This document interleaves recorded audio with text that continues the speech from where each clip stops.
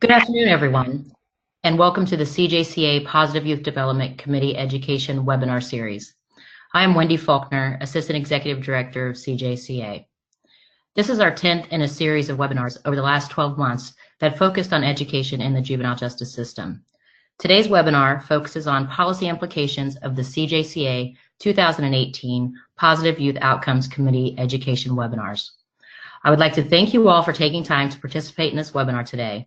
And special thanks to Peter Forbes, Commissioner of Massachusetts Department of Youth Services, and Michelle Phillips of Massachusetts Department of Youth Services, Phil Harris, Temple University, and Simone Gonsolin from the American Institute of Research, who have all put a great deal of work into the preparation of these webinars throughout the series, as well as our presenters for today, who Peter and Phil will introduce shortly. For those of you who might be new to CJCA, we are a national nonprofit organization formed in 1994 to improve juvenile justice systems, local secure correctional and residential facilities, services, programs, and most importantly, long-term outcomes for youth and their families. CJCA represents the juvenile justice system CEOs in all 50 states, Puerto Rico, and various major metropolitan counties across the country. At this point, I'm going to ask Jonah to provide us with a few technical instructions before we start. Jonah? Thank you, Wendy. A couple of quick housekeeping items before we begin here. If you're calling into this webinar using your phone, please enter the PIN number on your GoToWebinar control panel. All attendees will be muted for the duration of this webinar. However, you can ask questions at any time by typing them into the question panel on the GoToWebinar control panel.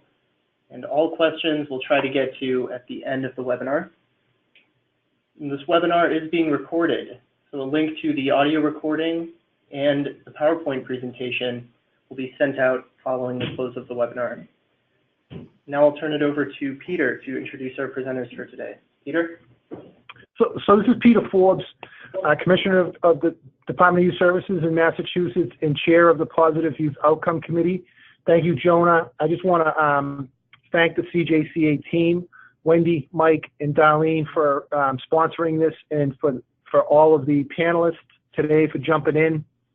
We felt it was very important to have a session on policy implications to try to close the loop on the wide range of information that's been presented over the last year. So the folks that are on today's presentation have spent a fair amount of time trying to think through what some emphasis points are for agency administrators as well as educational leadership in the juvenile justice field nationally. So with that, I'm going to Phil Harris, who volunteered to facilitate this, and Phil's going to take it from there. Thank you, Peter. First, I want to introduce you to the panel members. Simone Gonsolin, Phil Harris, Peter Forbes, Michael Kahn, and David Domenici. I can't see David's picture here. I'm going to have to move my cursor. There he is, David. Over the past several months, the Positive Youth Outcomes Committee has presented 9 webinars having to do with education in juvenile corrections and juvenile justice. And I say juvenile justice because I want to emphasize the fact that a lot of what we dealt with was the transition of kids moving from a juvenile facility back into the community. And when we move further into our discussions today, you'll hear more about that. Do we have the list of all of the webinars here? Is that the next slide?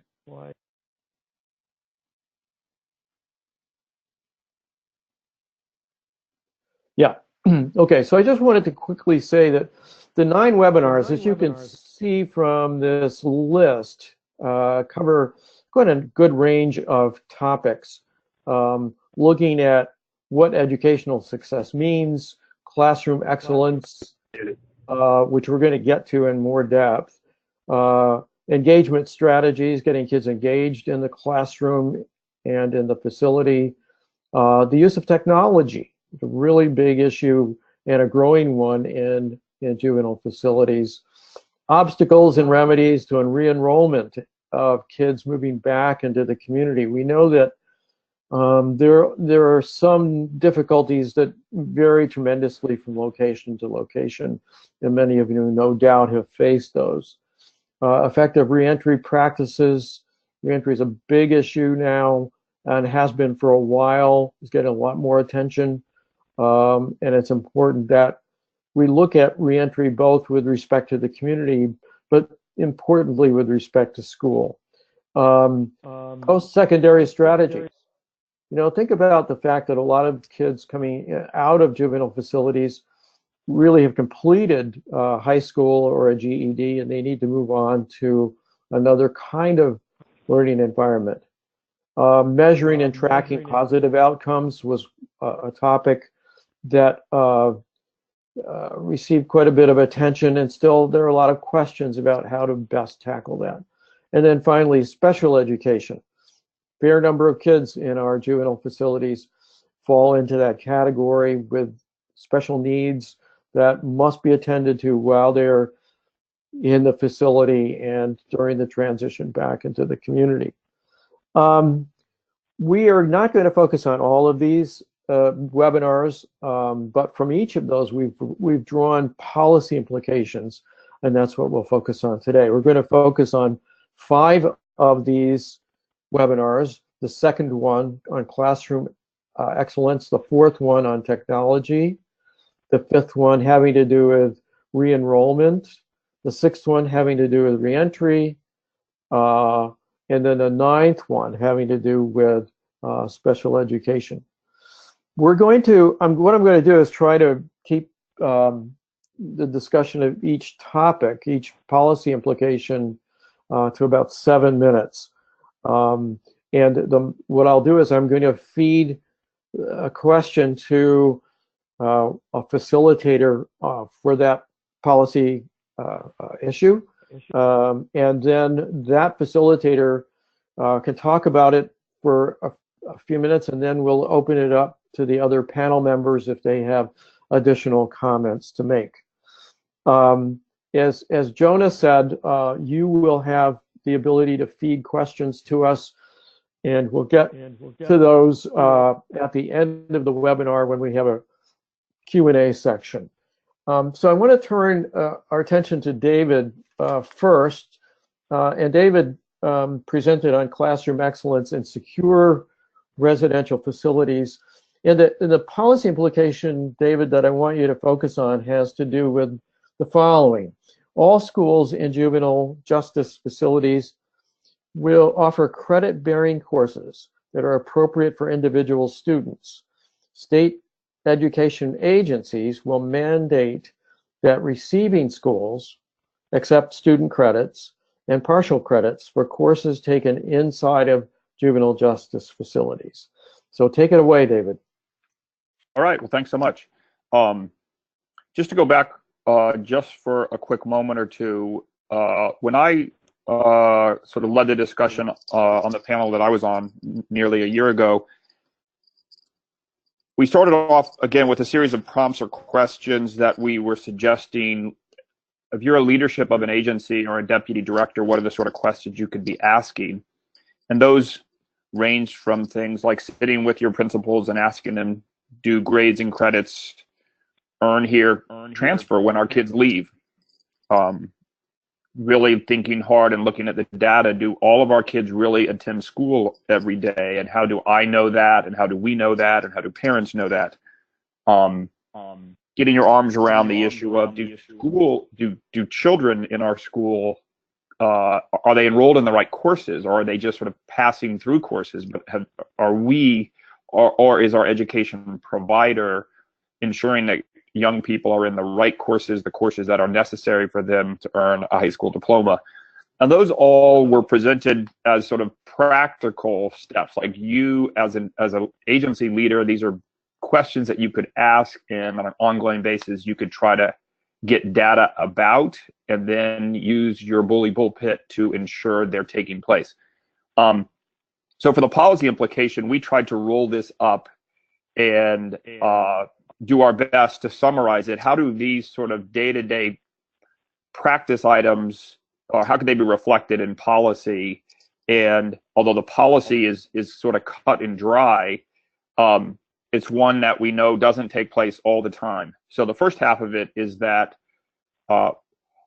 schools in juvenile justice facilities need to work incredibly hard and design individualized programs for young people so that they are, in fact, taking classes that are appropriate for them based on their age, their learning levels, their credits to date, and the credits that they would need to graduate.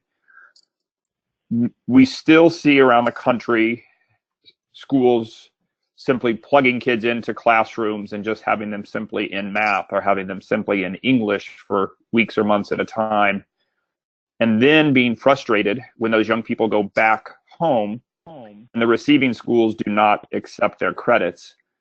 So this is a two-way street. In the first instance, we think the burden is on our juvenile justice agencies and their education providers, whether that's a nonprofit, a for-profit, a local school district, to build the systems and to develop the discipline and to train their teachers well enough to ensure that all kids are in classes that in fact align with their educational needs and put them on a path towards graduation. That's hard, particularly in small settings, and we can talk about that for questions. The second part of this policy statement is that we then need state agencies, Office of Education, to get serious on the receiving ends. If our schools and the juvenile justice agencies are doing their part to ensure that kids are in the right classes, local school districts simply cannot refuse to accept the credits. They cannot refuse to accept partial credits, or they can't refuse to, or they can't suggest that these aren't real classes, these weren't real teachers, and kids go to a juvenile justice facility for a semester, believe they're getting credits or told they're getting credits, but then on the receiving end, a local principal or school district simply decides not to accept some of the credits. That practice has been going on at times all around the country in various ways, and I think it's time for us to untangle it. To some degree, if we have had schools in juvenile justice agencies that were not doing their part, well, it may have made sense that the receiving schools said these credits don't count, you're not teaching real classes, we're not going to give kids credit for not doing any work and for not doing work that's appropriate. But on the inside, if we can do our job, then we need to work with the state agencies, school superintendents to say, we've done our job.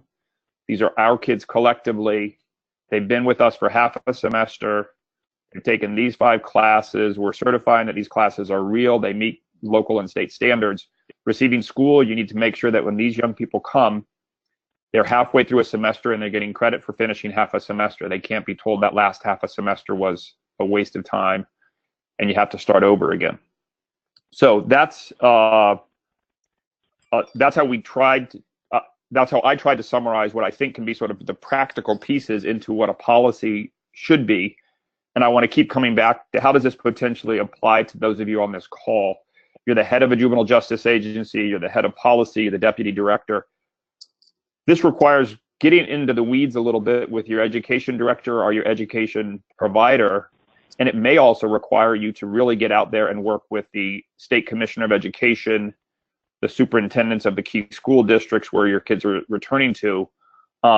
We got to get the policies written at the legislative level. We got to get them enforced administratively, again, at the local policy level by superintendents and principals. If anybody else would like to chime in or add 2 cents or ask questions on this, I think we might have a couple minutes left on our 7 minutes. David, this is Simon. If I can add to that, I think, as policymakers at the state level, at the facility level, began trying to figure out how to implement excellence in their educational programming, two places they could go to gather a little more information is in 2014, the Department of Education and the U.S. Department of Justice issued guiding principles and core activities for providing high quality educational programs in juvenile justice settings. And the 4th principle talks to rigorous and relevant curriculum aligned with state academic and career and technical standards. And then that section of the guide, talks to the issues of credit-bearing courses that you just talked about, David, that the kids should be participating in the state accountability system and utilizing many of the same materials that kids who are not system involved are utilizing in the public schools, and really collecting the data and monitoring students' progress. So, I think if you really want to know, so where do I start? I mean, this could be a good resource for you, and it could be something that, you could put out there as evidence that, this has been recommended by 2 federal agencies, that work across education and justice. And then finally, the other thing is with the release of ESSA, or Every Student Succeeds Act, which took the place of No Child Left Behind.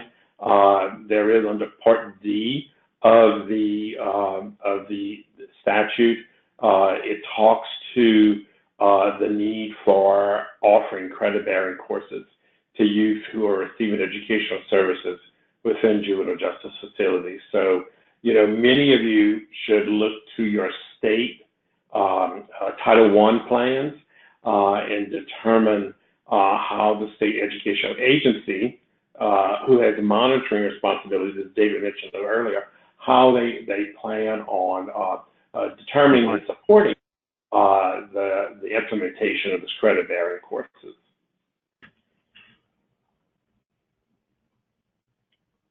Okay, this is Phil. I'm going to step in here, and thank you very much, David and Simone, for your input into this really difficult and I guess complex policy area. I'm sure that you're experiencing a lot of states who are working hard on making sure that young people in juvenile justice get those courses that provide credit for them, and that the schools on the other end are accepting them, the credits and the youth. I'm going to turn our attention to Michael, who, along with Frank Martin, talked to us about the use of technology in the classroom and in juvenile facilities. And of course, as we all know, we live in an environment where kids are going to need mastery of technology when they go back to school or when they move on to other kinds of learning and vocational experiences. So, Michael, what I'm going to read this statement to you, and then you can play with it. All juvenile justice facility schools will offer technology-based educational options in order to enhance the learning process of youth who are enrolled in our agency's schools. Yeah, so Oregon actually is pretty advanced when it comes to technology, and we actually have an administrative rule that requires us to offer students access to the internet. So that was passed by the good work of Frank years ago, and we've continued since then to try to find appropriate opportunities and safe opportunities for students to be able to access education using a variety of different technologies. So one of the things that we use it for is when we get students, and we're an accredited high school, who needed to actually have specific classes, whether it be English or math, and they would typically come to us pretty credit deficient in those areas, was that we would have a combination of teachers, but then we'd also have the ability for them to access online classes through some type of Acellus or other programs that are out there where the kids could actually do their own learning at their own pace. And with that came some challenges of ensuring kind of the safety and security pieces with that, as students be able to access the internet. But we also were able to use that as an opportunity for students who were tagged to be able to access higher level things that we could offer with inside the facility. So the online programs would allow us to be able to access calculus, which we wouldn't have somebody in the school who could actually teach calculus, but it would be most appropriate for that student. And the other thing was to also be able to scaffold down to students who have IEPs and actually needed to have more of a scaffolded down type of curriculum in order to meet their IEP goals and to work with them. So our programs were actually assigned to a teacher of record who could oversee what they were doing on their coursework. So that was one way that we used technology. The other way was, how do we provide students who, for whatever reason, it wasn't safe for them to be able to access the school actually in the classroom, how do we ensure that they had access to education? So using technology, we were able to offer those students, when it was safe enough for them to have an opportunity to work on their academics, to be able to access that online program from wherever they're at inside the facility. There was another piece where we had students, what were we going to do with those students when we wanted to have them on, when they were in their units, what could they work on? So then we started looking at laptops that were actually designed and actually had college courses, books, the ability to type, all of those types, and programming, so computer programming, a variety of different careers that we would actually load the software right onto those laptops, but also safe enough and secure enough to be able to say that they weren't going to be able to catch the Wi-Fi that was in the area. So using those, we would have students who could actually study at night offline, come and do some actual CLEP testing to get college credits. So for the high school side, it was pretty limited when it came to the sites that they could access, and that's how we developed it with our servers. We had one network that was for high school, but then also, how do you serve the college age youth who are actually needing to go to college and had wanted to access college? So how do you design a network that's specifically for them? And our students are actually, because we go from age 12 to 25, those older youth populations could access our local community college and take online courses, which then lends itself to how do you ensure safety for the public with students who are actually online with the community. So again, looking at those networks. So that was another way we used technology, and really being able to split them up between one network for high school, which kept it pretty secure, so we didn't run into some issues that would be detrimental to minors, versus those who are actually adults and who could still access things on the internet.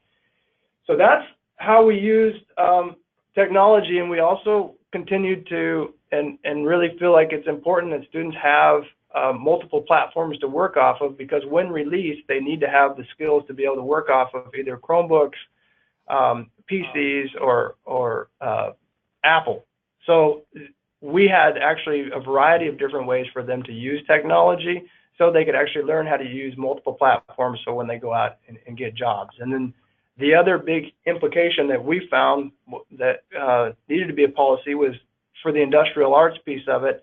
When our students are leaving and they're going out to get employment, how do we ensure that they know the technology in some of the places where they're going to go to work? So we also have a major focus on ensuring they understand CAD. They had the opportunity to have CAD.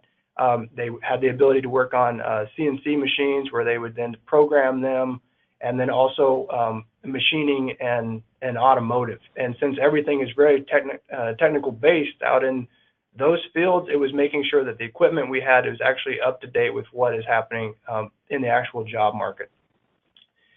So that's, when we talk about policy implications, I think if we're really truly committed to ensuring that our students are going to leave and be able to either transition back into high school or transition to a job, we have to make sure that what's provided in the facility matches what they're going to step into upon release. And that's that big piece for that post-secondary piece, that we wanted to make sure that they are employable and have the skills, since they're going to be with us for a period of time, to gain that in a safe environment. Do any of the other panelists have a comment you want to add? If not, I have a question from one of the attendees that I think I'll introduce now, just to maintain some continuity. The question for you, Michael, is can students access their Google accounts and the online classes or programs they worked on while in secure care once they're released to the community? Yes, they can. So we would set up upon exit, we would give them their password that was attached to those Google accounts. We would actually release it. They would come through, and we'd give them that information, and then let them know that they needed to go into that and make sure it was no longer forwarded to us. So when they're with us, they don't actually have their password. We keep their password secure, and upon exit, we give that to them and make sure that they take us off as the forwarding address, because that way, everything that would go out from our system, right, that they would send while they were inside was monitored, and everything, we would get everything back. And so we wanted to make sure upon release, we weren't having to deal with the stuff that they were doing in the community. Sounds good. Thank you. I'm going to turn our attention now to webinar 5, which had to do with re-enrollment and engagement of adjudicated youths. And Peter Forbes will take this question that was derived from the webinar material. So the question I'm going to give you, Peter, is all juvenile, or it's not a question, a policy statement. All juvenile correctional agencies and public school districts will create and maintain procedures for transitioning youth from residential facilities to their community schools, from their community schools, based on the best interests of the youth. These procedures will include timeframes and roles and responsibilities of relevant personnel. So thank you, Phil. I think David and Simone both covered a piece of the importance of this the transfer of records and ensuring that young people get full credit for the work that they've done in residential facilities, and making sure that that translates into a individualized and appropriate placement in the community. That's obviously critical for a lot of reasons, and whether that's done in negotiation through MOUs with your primary urban school districts, legislatively, or through administrative rules. I mean, that's essentially what David said. I won't go too far into that, but it's really important to have a written standard, and that because our business is based on a lot of times based on relationship, but in this arena, if we base it solely on relationship, as people turn over, you're always back to square one with a disorganized process particularly for re-enrollment of youth back into the community. So it's important to have it written down. And one of the concepts that I wanted to introduce on this was it's not just the educational transition, it's the social transition. And Peter Leone and Heather Grilla-Clark, in their presentation of the material, Peter talked about, if you think about transition, reentry transition for young people, it's like on the adult side, like what you would go through in separation of a relationship, the move from one community to another community, a job loss, big time life adjustment periods for us. And these young people are going through all of that at once.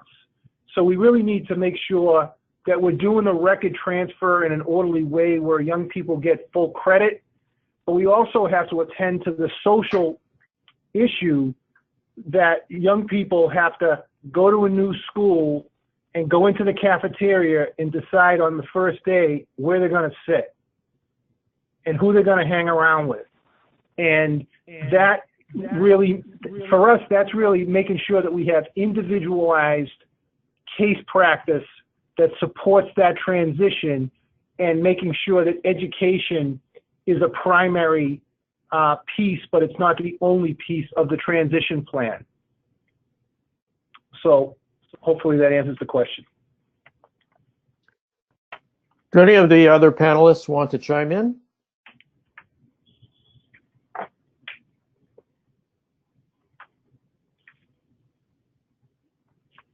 Peter, I have a question for you.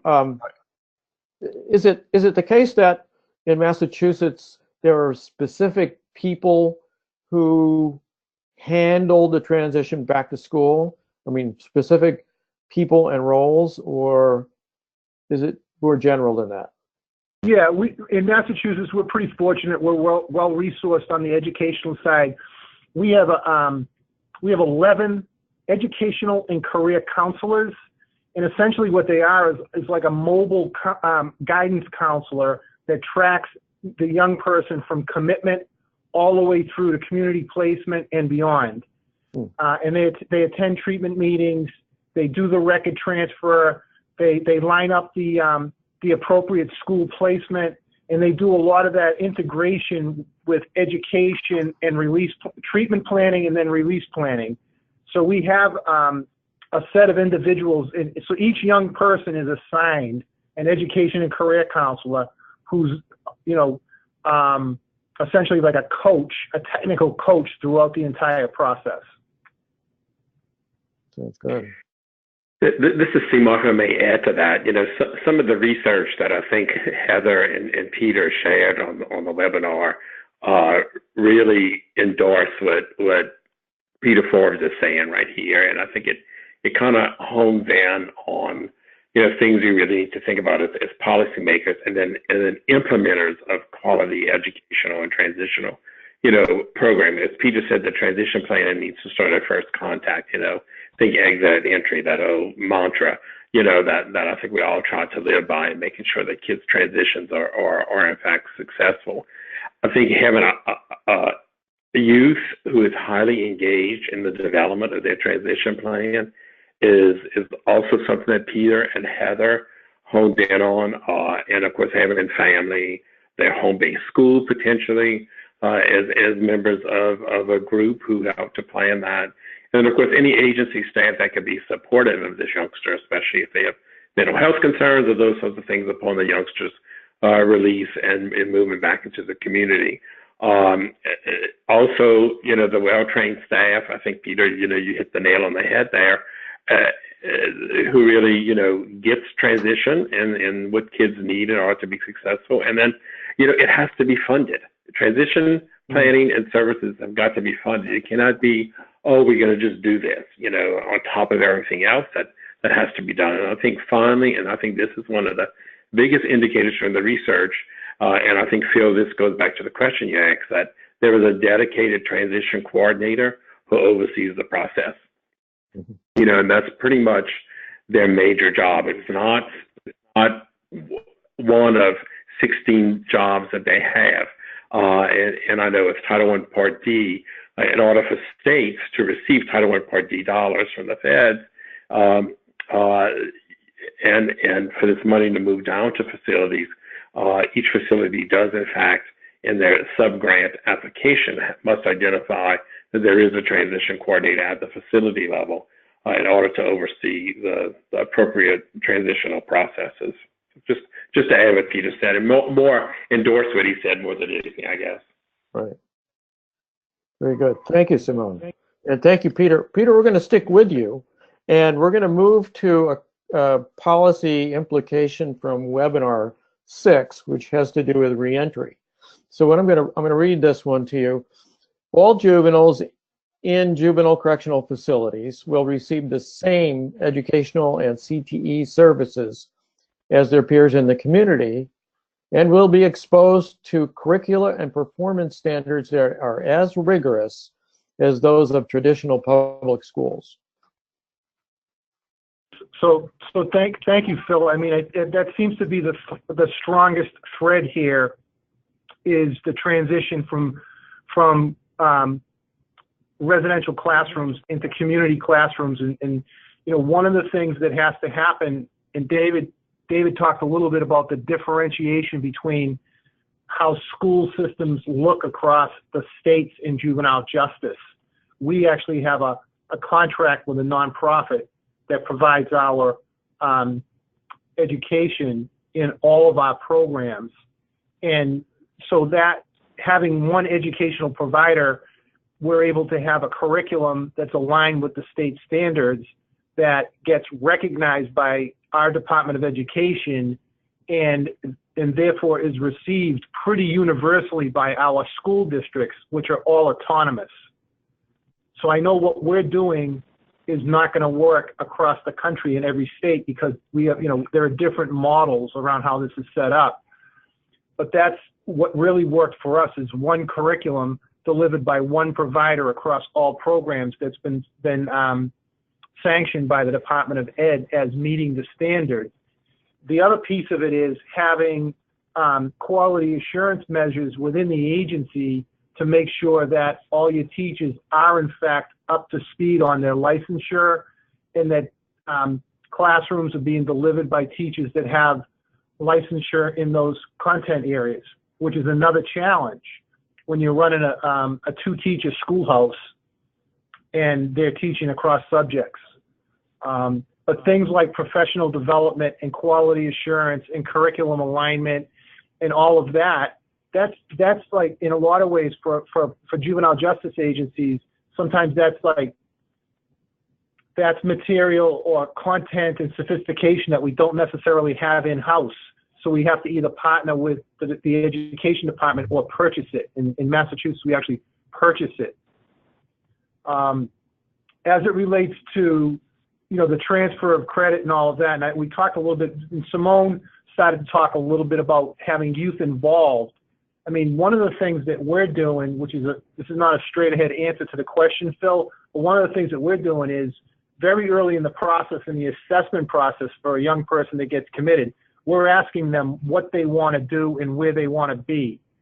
And then through the assessment and treatment process, we're trying to reality test that. And one of the things that happens in this process is that the youth and the professional staff and the parent all may have different expectations for where they want this to go. A lot of times the parent and the kid aren't necessarily aligned on where they want the community school placement, what they want that to look like.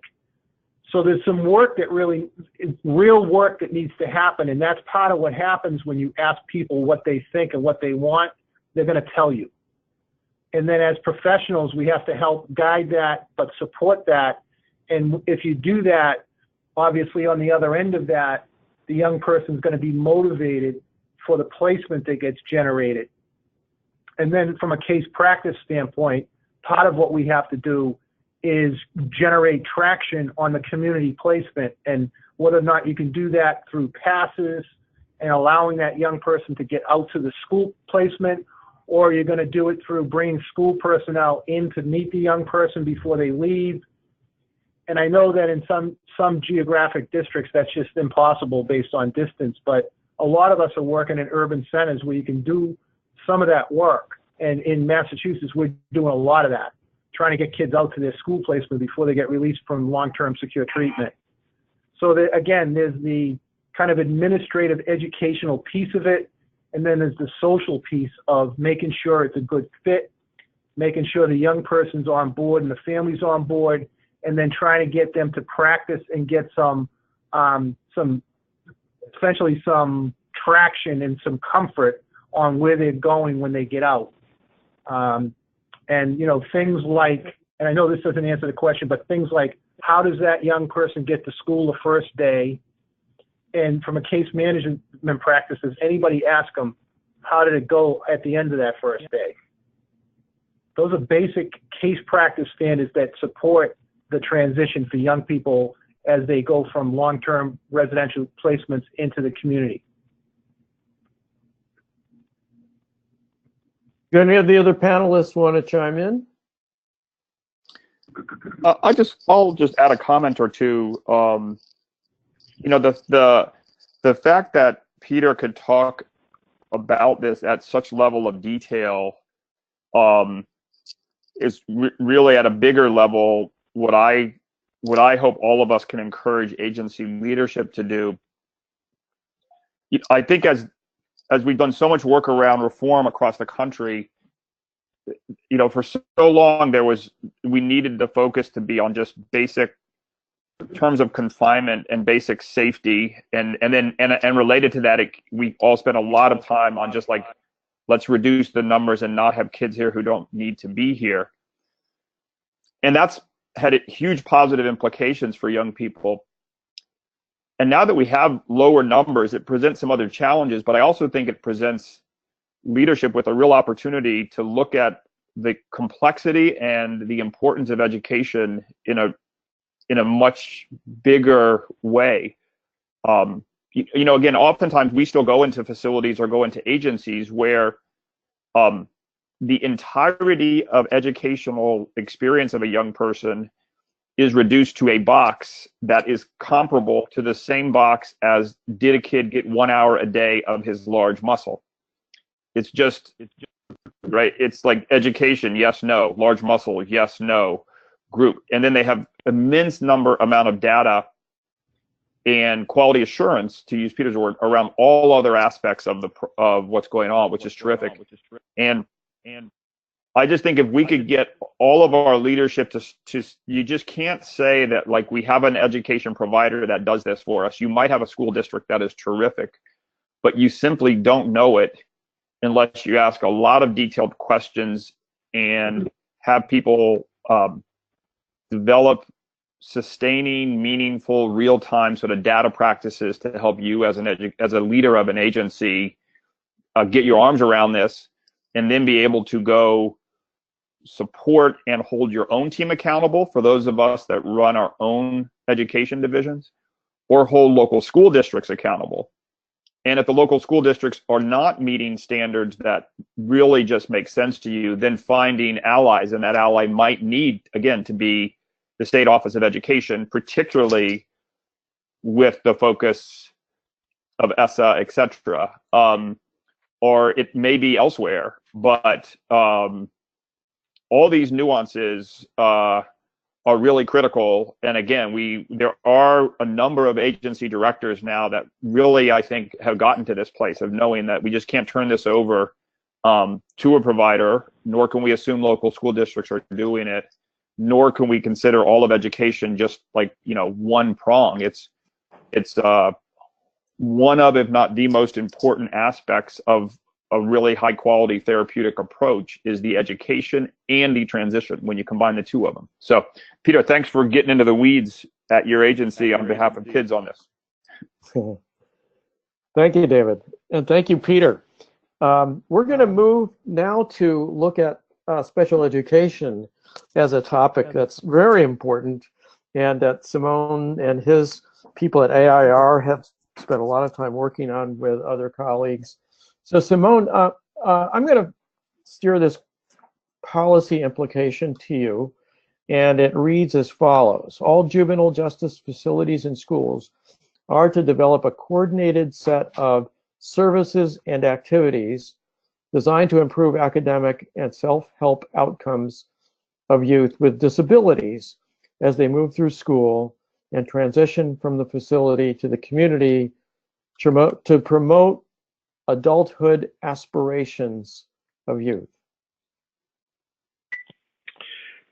Thanks, Phil. I think where I'd like to start my remarks pertaining to that particular implication that you just talked about for policy makers is, you know, we have to make sure that the Individuals with Disabilities Education Act, IDEA, is implemented within the facilities. And this, of course, is the law of the land, so to speak, that addresses the needs of disabled children and youth, and of course would include individuals who are in our facilities, in juvenile justice facilities. And when we talk about transition from the special ed end of things or the IDEA end of things, as we think about that, it's not the transition or reentry that we've been talking about so far in this webinar. It's the transition that pertains to this young person having the academic and functional life skills to achieve their goals or aspirations in adulthood. So it's the supports and services that are absolutely necessary in order to ensure quality adulthood, all of which will lend to better reentry outcomes as well, right? So how does one go about doing this? And I'm just going to drop down to more of a facility level here, because oftentimes facilities, and David, I know being in facilities, you can probably attest to this, that this is an area, as far as youngsters with disabilities is concerned, is an area in which they struggle, and it's not the easiest thing to provide in a juvenile justice facility. But, first of all, getting those records, as David and everybody else has mentioned before, is critically important. So you would get that youngster's individual education program, or IEP, and review what's in it from their home-based school district as far as transition is concerned.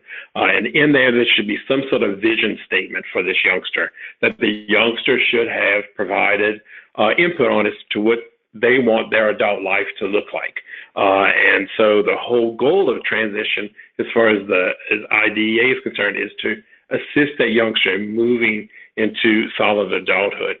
And the way to do this is, to take a look at the transition, and usually they're written in action steps, the transition action steps, and see which ones you're going to be able to implement within the juvenile justice setting, mainly given the youngsters a length of stay, because we know that the IEPs are written for, one school year or a 12-month period of time, and youngsters oftentimes stay 6 months or less in juvenile justice facilities.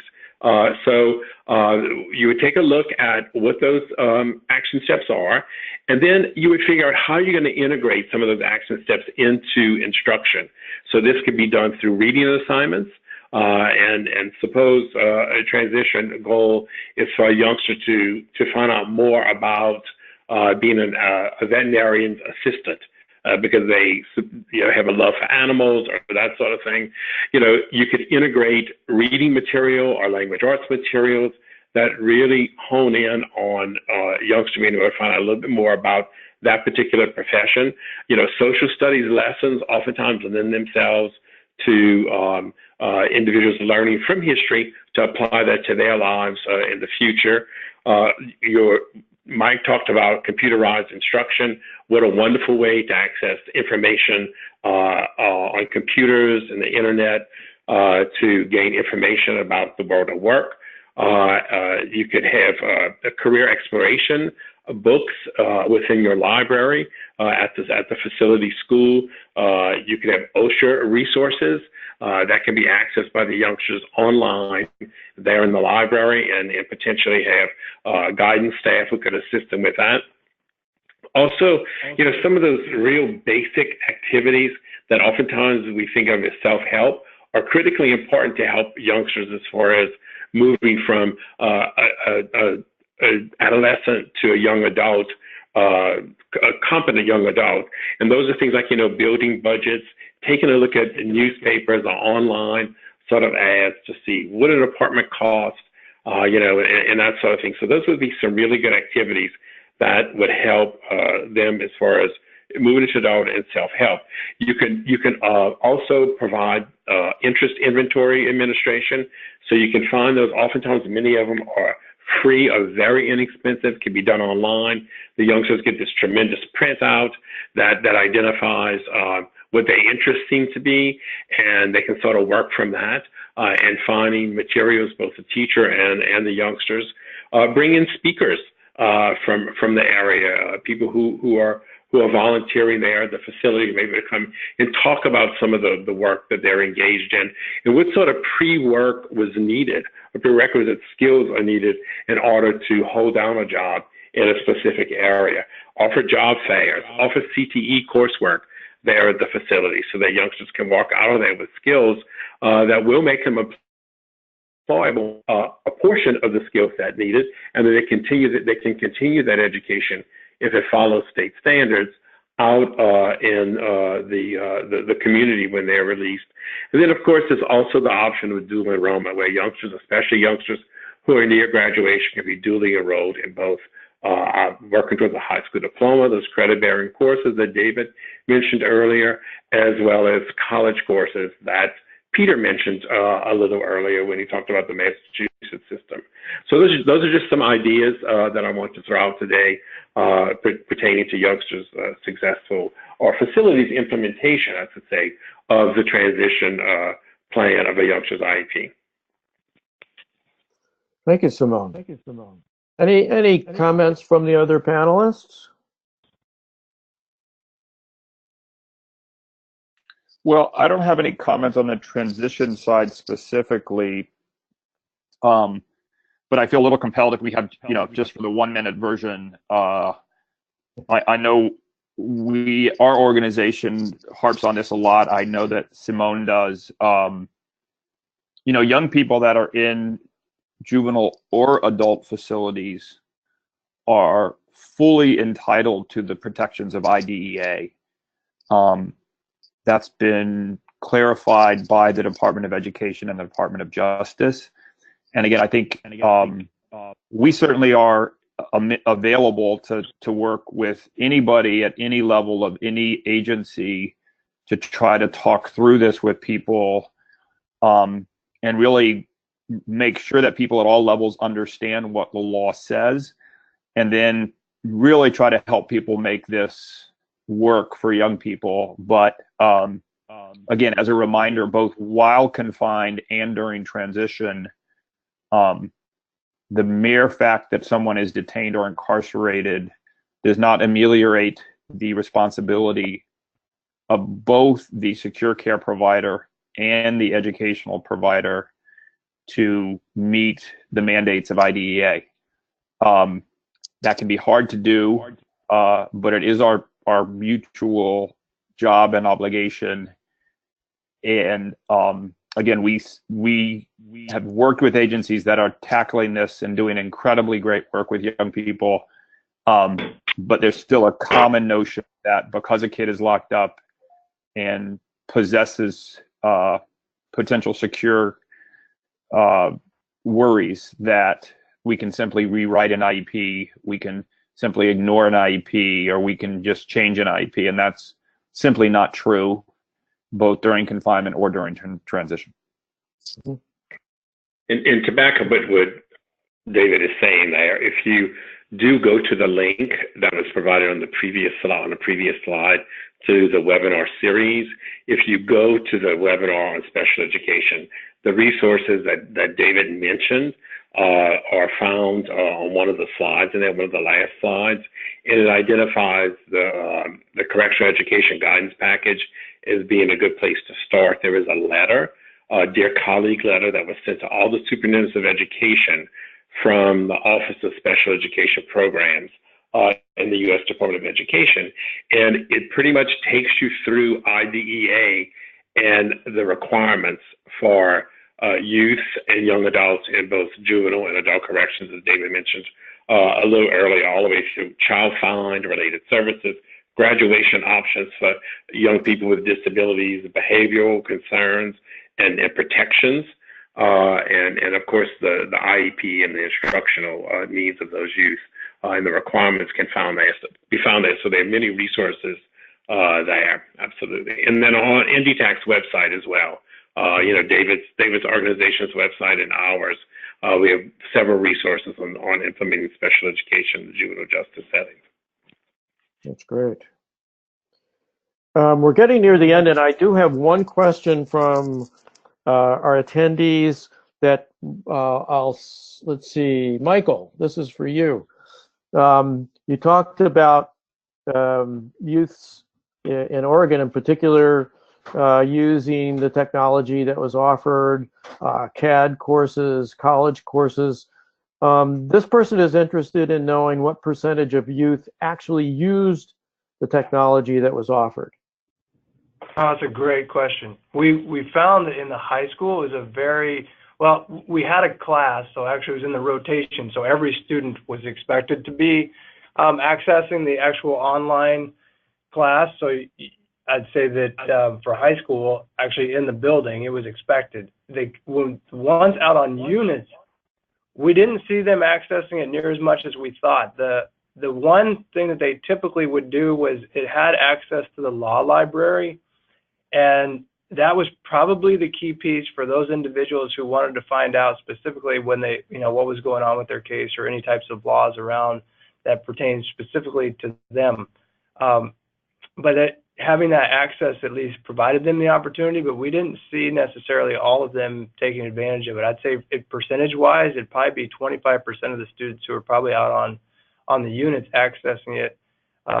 When we got to college, when we talk about how many students actually left when they graduated from high school and moved on to college, You probably talk about, we were probably close to 70 to 75% who would at least take one class.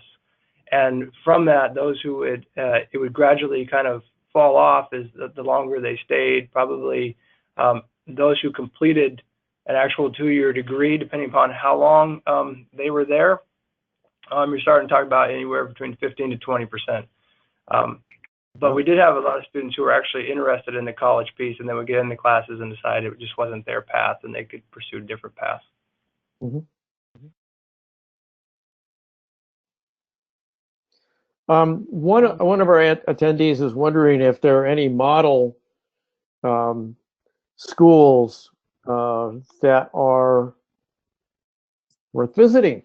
And I'm not sure where this person is, so maybe it would help if we knew that. But that's a good question about, are there model facilities or detention centers that are doing everything well?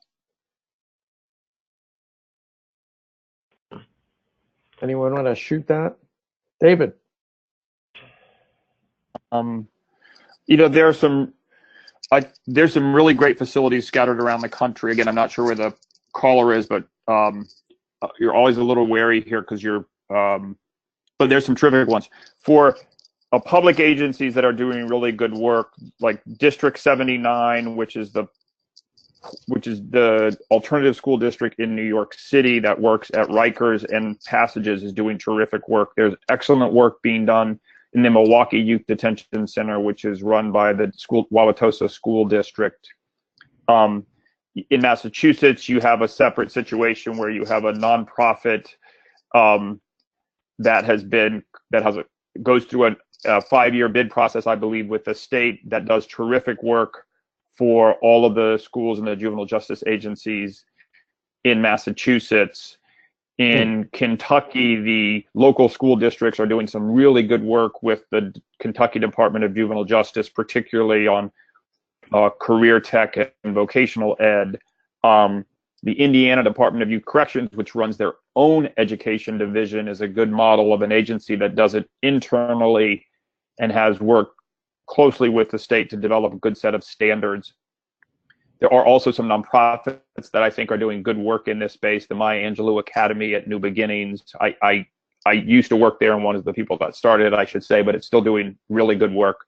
So there's a lot of really good schools spread out all around the country. I think it's still hard for us to figure out how to put a good system together. But right.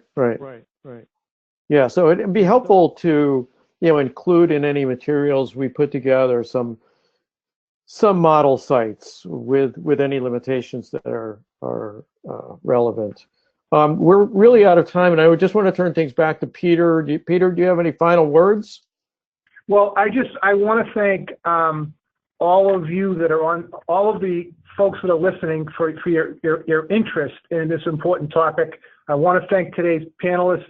Phil, I think you did a really nice job making this interactive, which is one of our goals for this webinar. I want to thank Jonah, Darlene, and the team at CJCA, Mike and Wendy.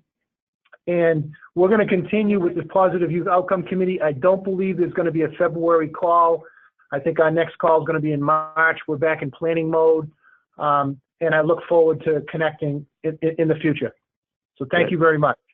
Thank you, everyone.